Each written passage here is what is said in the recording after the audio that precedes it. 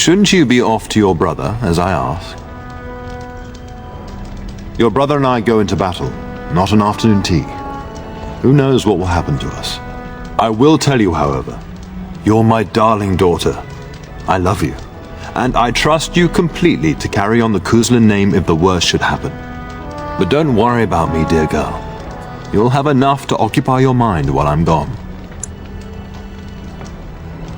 When the king demands it. In fact, not sending our forces south would be a distinctly bad idea. Don't worry, pup. You shouldn't see many problems, but I want you to prepare the men left here, in case. Legends of the Blights tell of horrible things. These darkspawn once threatened many lands. If we can't hold them, you must prepare for the worst.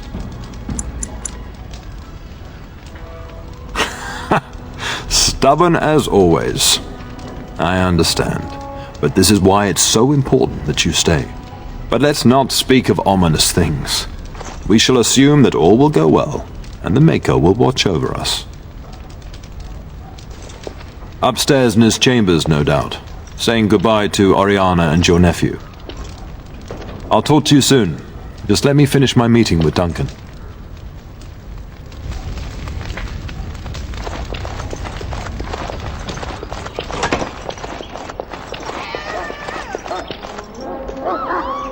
There you are. Your mother told me the Terran had summoned you, so I didn't want to interrupt. Pardon my abruptness, my lady. It's simply that I've been looking everywhere for you. I fear your hound has the kitchens in uproar once again, and is threatening to leave. Your mother disagrees. She insists you collect the dog, and quickly. You know these Mabari hounds. He'll listen to his mistress, but anyone else risks having an arm bitten off. I'm not willing to test that. You're quite lucky to have your own Mabari warhound, you know. Smart enough not to talk, my father used to say. Of course, that means he's easily bored. Nan swears he confounds her just to amuse himself. At any rate, your mother would have me accompany you until the matter is settled, shall we? She was entertaining Lady Landra and her son when I left her, perhaps in the atrium? Before we go, my lady, might I beg a question? I've heard from several people that a Grey Warden is here. Is that true? Awed, more like. The reputation of the Grey Wardens as mythical warriors is unsurpassed. Then, is it also true that this Grey Warden was asking after me? Maker's breath, are you certain? Can you imagine me, a Grey Warden? It would be everything I've dreamed of. Of course, I shouldn't get ahead of myself. Pardon my outburst.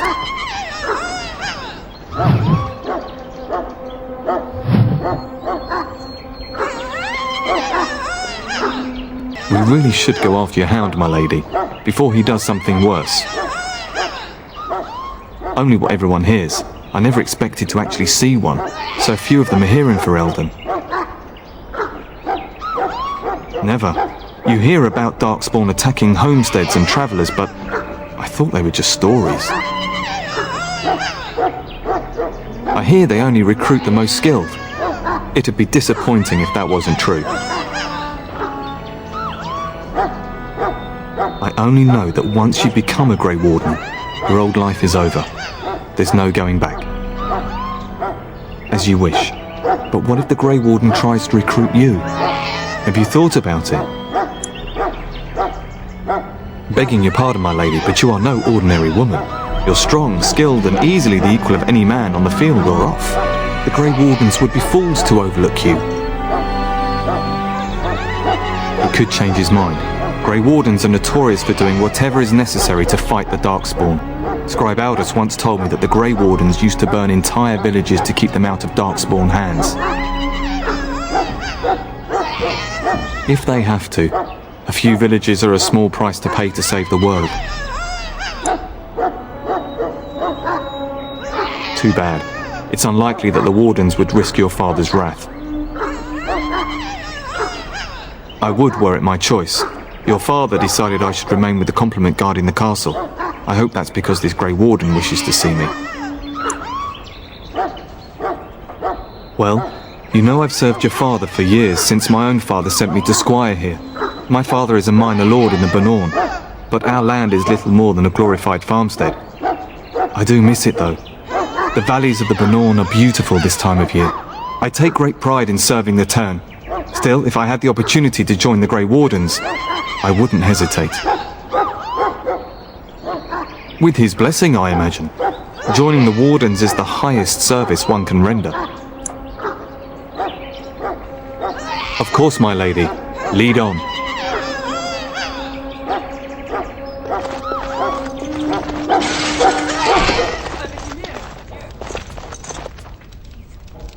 Get that bloody mutt out of the larder. But mistress, it won't let us near. If I can't get into that larder, I'll skin both of you useless elves, I swear it. Calm down, good woman. We've come to help. You and you! Your bloody mongrel keeps getting into my larder. That beast should be put down.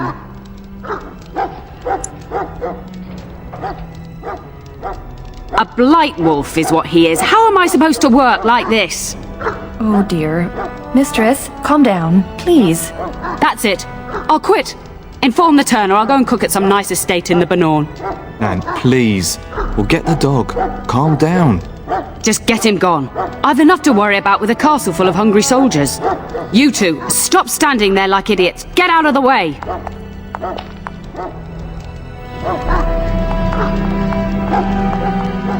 Why are you talking to me, young lady? That wretched creature is likely eating my beautiful roast as we speak. That hound should be in the kennels, not wandering the castle. Just get the beast out. I can't make anything if I can't get into the larder.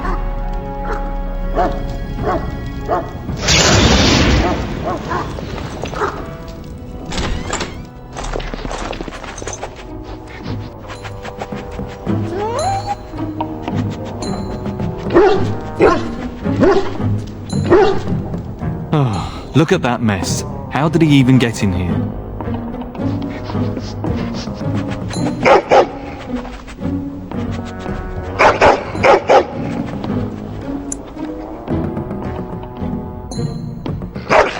Oh, encourage the hound, why don't you? No wonder he keeps giving Nan fits.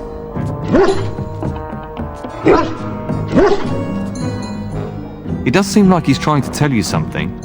Wait, did you hear that?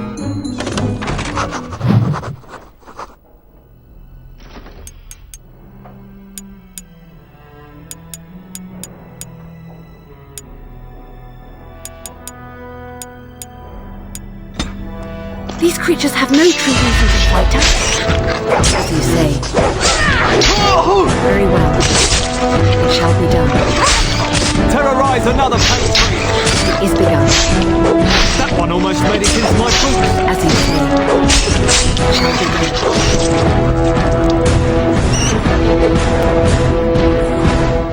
done. Giant rats? It's like the start of every bad adventure tale my grandfather used to tell. Your hound must have chased them in through their holes.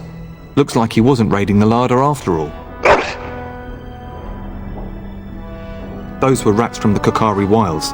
Best not to tell Nan. She's upset enough as it is.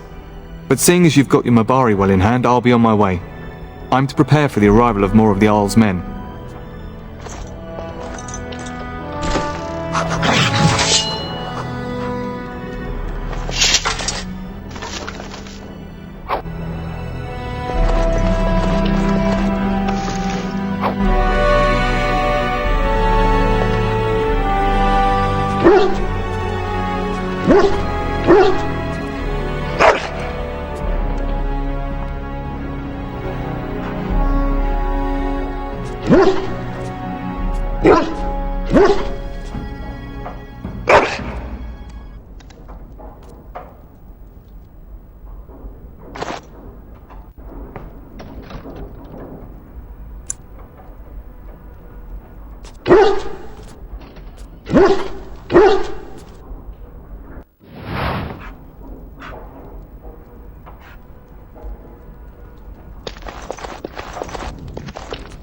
There he is, as brazen as you please, licking his chops after helping himself to the roast, no doubt. Look at him now. Snuck into my larder once again and makes off like a free thief, he does. Oh, mistress, there are rats in the larder. Big ones. Looks like the dog killed them. Oh, I bet that dog led those rats into there to begin with. Oh, don't even start with the sad eyes. I'm immune to your so-called charms. Here then, take these pork bits and don't say that Nan never gives you anything. Bloody dog. Thank you, my lady. Now we can get to work. That's right, you two, quit standing about.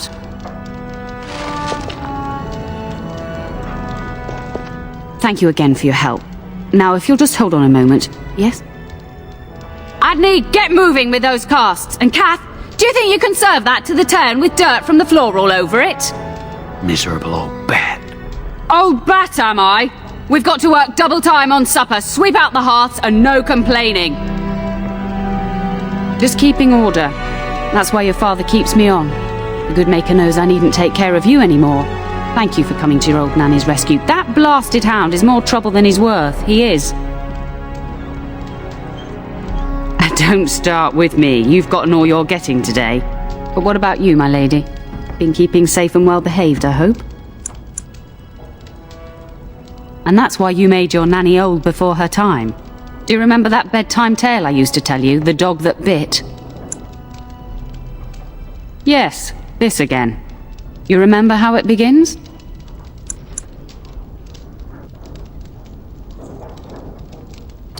You'd think I hadn't told you this tale 1,000 times. Before our fathers' fathers came down from the mountains, a warhound was born to the elder bitch of a tribal chief. They named him Hohaku and gave him everything.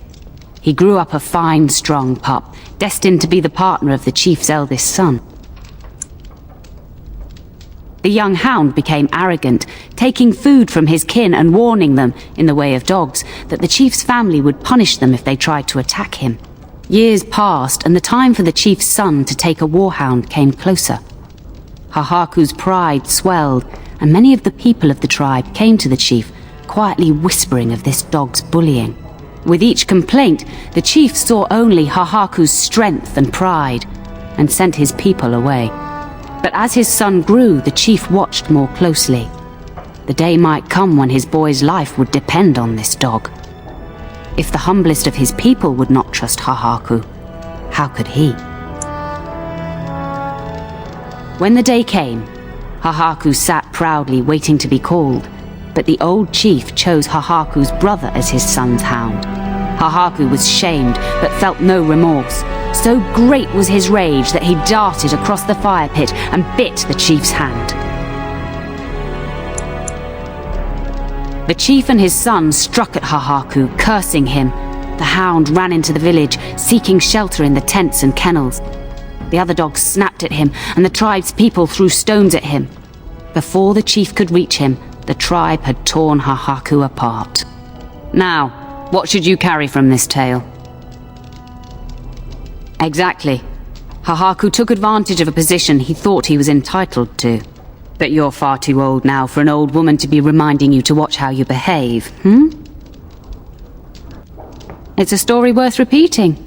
That's all. Be off with you then. Tell your brother farewell before he rides off to war.